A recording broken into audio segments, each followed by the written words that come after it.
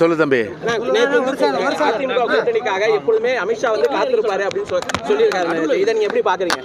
அதாவது திரு அமித்ஷா பொறுத்தவரை அவருடைய கட்சியினுடைய கருத்து சொல்லிட்டார். கூட்டணியுடைய கதவுகள் திறந்திருக்குன்னு சொல்லிட்டு எங்கள் கட்சியோட நிலைப்பாடை பொறுத்தவரை பிஜேபி ஒரு காலத்தில் தோழமையாக இருந்தது. இப்போ வந்து அரசியல் ரீதியாக நாங்கள் வந்து முழுமையாக எதிர்க்கப்படுகின்ற ஒரு கட்சி.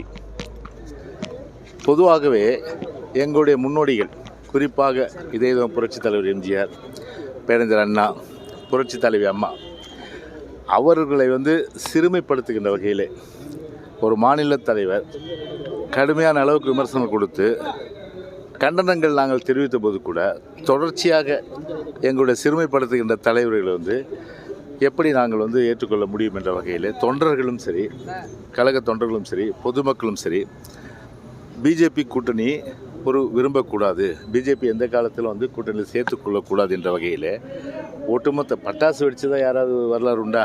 பிஜேபியை கழட்டி விட்டோன்னா, ஒரு கட்சியை கழட்டி விட்டோன்னா தமிழ்நாடு முழுவதும் கட்சி தொண்டர்கள் வந்து பட்டாசு வெடித்தாங்க. அப்போ எந்த அளவுக்கு வந்து இந்த பிஜேபி தேவையில்லை எங்களுடைய கூட்டணியில்ன்றது அந்த மனநிலை தான் காட்டுது.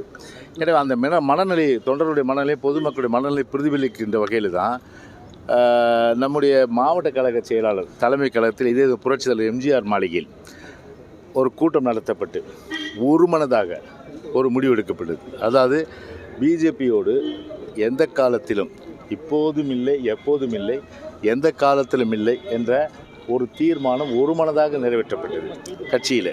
அந்த தீர்மானம் நிறைவேற்றப்பட்டு அது தமிழ்நாடு முழுவதும் அன்றைக்கி கட்சி தொண்டர்களும் சரி, பொதுமக்களும் பட்டாசு வெடித்து கொண்டாடினார்கள். எனவே எங்களுடைய நிலைப்பாடை பொறுத்தவரை பிஜேபிக்கு உண்டான கதவு சாத்தப்பட்டு விட்டது. அவங்க திறந்து வச்சுக்கலாம். பிஜேபிக்கு வந்து வரக்கூடாதுன்ற அடிப்படையில் நாங்கள் சாத்திட்டோம் கதவை. இதுதான் எங்களுடைய நிலைப்பாடும் கூட. ஒருவேளை அண்ணாமலை நடவடிக்கை எடுத்தாங்கன்னா கூட்டணி இல்லை, முன்ன வச்ச கால பின்ன வைக்கிற மாதிரி இல்லை. விஜய் மாதிரி விஷாலும் இன்னைக்கு கட்சியை தொடங்குறேன் அப்படின்ற மாதிரி சொல்லியிருக்காரு. அதை பற்றி உங்களோட இல்லை, யார் வேணாலும் கட்சி தொடங்கட்டும்பா.